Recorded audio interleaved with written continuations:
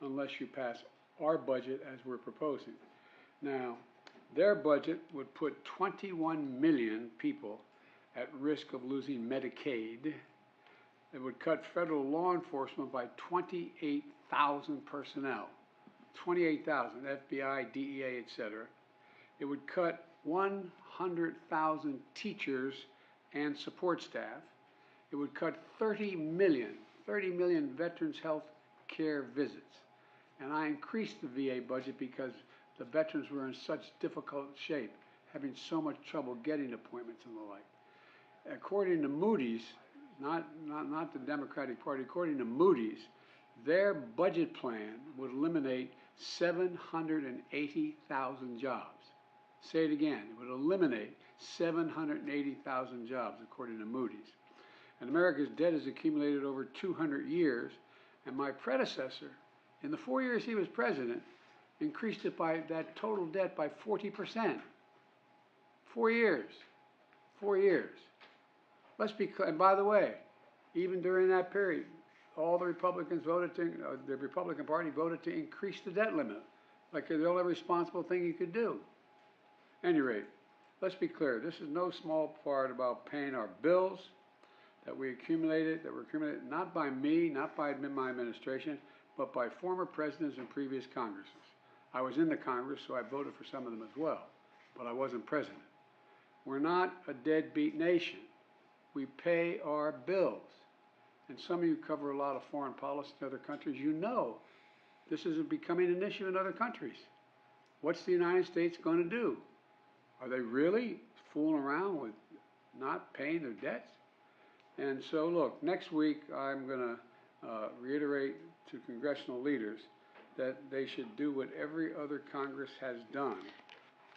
That is, pass the debt limit, avoid default. And as I've said all along, we can debate where to cut, how much to spend, how to finally move the tax system where everybody begins to pay their fair share or continue the route they're on, but not under the threat of default. Let's have the normal arguments. That's why we have a budget process, to debate and open so you all can see it and know exactly what it is that they want to spend the money on, what they want to cut it on, who pays taxes, who doesn't pay taxes, and us as well. We're ready for that debate. We're ready for that debate. We've made enormous progress over the past 2 years. And again, just today, reporting 250,000 new jobs. Just this last report. The last thing this country needs, after all we've been through, is a manufactured crisis. And that's what this is, a manufactured crisis. And that's what it is from beginning to end. It's a manufactured crisis driven by the MAGA Republicans in the Congress. Look, instead, we should be debating a vision of our country's future. Their vision versus our vision. Totally legitimate. Totally legitimate. And it's legitimate the American people said we like their vision better than ours. But debate the vision. And whether or not we're going to take our country backward, and certainly not whether or not we're going to default on our debt. And I remind you that under the previous president, Republicans voted 3 times to increase the debt limit. 3 times. No one's ever not voted to increase the debt limit. There's a lot to discuss today about our vision for the country, and investing in America is the core of what we're all about, and to build our economy from the middle out and the bottom up. And I know it's not very appropriate for the minds of many of our friends on the other side of the aisle, but decide what's a fair tax system. This is an awful thing to do, and I don't really mean it, but I'd ask the person to raise their hand. Anybody thinks the tax system in America is fair? You know, okay? And maybe you don't like the way who we tax and how we tax, but this is about everybody beginning to pay their fair share from our standpoint. I understand the Republican position. This is about cutting taxes, more taxes for the wealthy. I get it. But we should have the debate in the open, not behind whether or not we're not going to discuss it, because if we do, we're not going to have the debt limit passed.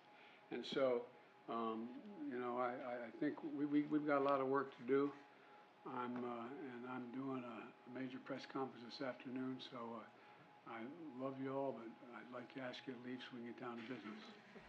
President Biden, Russia has alleged that the drone attack over the Kremlin was that the U.S. was behind it. What's your response to that? I'll be happy to talk to you about that, but not now. Mr. President, yesterday here in this room you talked about the dangers of AI. What are the dangers you see, sir, and did you hear anything from the executives that assuaged your concerns? There are dangers. We'll get a chance to talk about all those things, I promise you. You said a press conference. Administration prepared for the lifting of Title 42. Thank you so much, guys. So much. Everybody, you guys all move this way. Thank you. Watch your stool. You notice I put the guy with the 18-inch biceps right in the middle.